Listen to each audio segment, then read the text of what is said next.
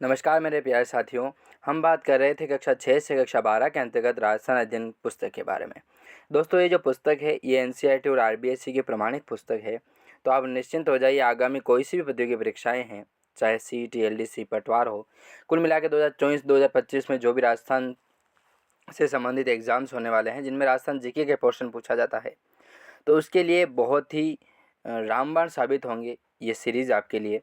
यदि ये पीडीएफ जो है ये 355 पेज की पीडीएफ है। यदि आप ये पीडीएफ प्राप्त करना चाहते हैं तो आपको लिंक डिस्क्रिप्शन में दे रखा है, वहाँ पर आप क्लिक कीजिए और हमारा SK study academy app download कीजिए।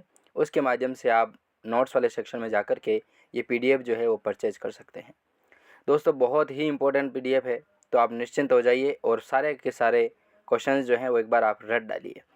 चलिए, हम बात कर रहे थे कक्षा 9 की पुस्तक के बारे में, जिसमें 14वां अध्याय था भारत की जलवायु। ठीक है, भारत और राजस्थान दोनों की जलवायु के बारे में हम इन दोनों के संदर्भ में हम बात करेंगे। तो कोई सा भी प्रतियोगी परीक्षा हो जिनमें आपको प्रश्न पूछे जाते हैं जीके से संबंधित, तो आपके वो जो हैं कवर हो जाएंगे सारे प्रश्न। शुरू करते हैं। पहला प्रश्न आता है कि मानसून किस भाषा का शब्द है। मानसून जो है वो किस भाषा का शब्द है? तो मानसून जो शब्द है वो हिंदी भाषा का शब्द हो जाएगा।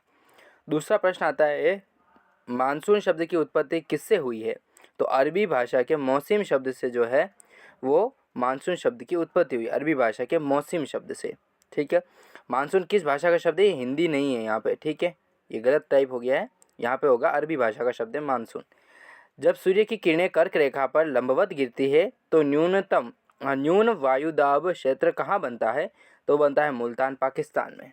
ठीक है, सूर्य की किरणें जो है कर्क रेखा पर लंबवत गिरती है तो न्यून वायुदाब जो क्षेत्र है वो मुल्तान, पाकिस्तान पर बनता है। नेक्स्ट प्रश्न आता है कि जब सूर्य की किरणें कर्क रेखा पर लंबवत गिरती है तो उच्च वायुदाब क्षेत्र कहाँ पर बनता है? तो हिंद महासागर में बनता है, ऑस्ट्रेलिया में बनता है, जापान के निकट जो प्रशांत महासागर है वहाँ पर बनता है उच्च वायुदाब क्षेत्र। ठीक है, जब कर्क रेखा जो है वो वहाँ पर सूर्य की किरणें जो है वो लंबवत पड़ती है तो ही। हवाओं का प्रवाह किस प्रकार का होता है? तो उच्च वायुदाब से निम्न वायुदाब की ओर जो है वो हवाओं का प्रवाह होता है। फिर छठा महत्वपूर्ण प्रश्न आता है कि भारत में आने वाला दक्षिण पश्चिम मानसून क्या कहलाता है? तो ग्रीष्मकालीन जो मानसून है वो कहलाता है भारत में आने वाला दक्षिण पश्चिम मानसून। फिर प्रश्न आता है कि दक्षिणी गोलार्ध पर सूर्य के सीधा चमकने पर उच्च वायुदाब क्षेत्र जो है वो कहाँ पर बनता है? तो बैकाल झील तथा मुल्तान के जो पास वाला क्षेत्र है वहाँ पर जो है वो उच्च वायुदाब क्षेत्र बनता है। स्थल से समुद्र की ओर चलने वाली शुष्क हवाएं क्या कहलाती है? तो शीतकालीन मानसून के नाम से जो है इनको जाना जाता है। हवाओं का ऐसा प्रवाह जो निम्न क्षोभ मंडल से पहुंच जाता है उसे क्या कहते हैं? तो जेट स्ट्रीम के नाम से जो है उन्हें जाना जाता है।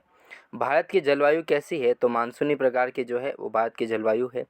इस तरीके से हमने 10 महत्वपूर्ण प्रश्नों के बारे में बात की है। दोस्तों, आपको वापस मैं रिमाइंड करा देता हूँ कि ये पीडीएफ जो है वो 355 पेज की पीडीएफ है। यदि आप डायरेक्ट प्राप्त करना चाहते हैं तो आप जाइए, हमारा ऐप डाउनलोड कीजिए और वहाँ पर नोट्स वाले सेक्शन में जाकर के इस पीडीएफ को प्राप्त कीजिए। धन्यवाद।